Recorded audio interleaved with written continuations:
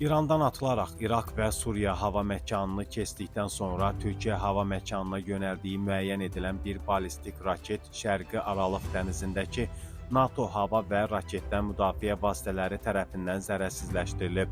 Hatay vilayətinin Dördyol rayonunda yerə düşən parçaların hava müdafiə sursatına aid olduğu müəyyən edilib. Hadisə nəticəsində hər hansı itki və ya xəsarət alan qeydə alınmayıb.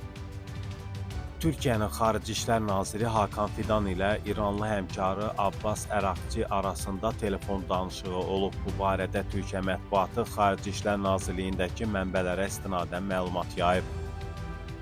Telefon danışığı zamanı Fidan Türkiyənin hava məkanına yönəldiyi müəyyən edilən və zərərsizləşdirilən ballistik raket barədə etirazını qarşı tərəfə çatdırıb.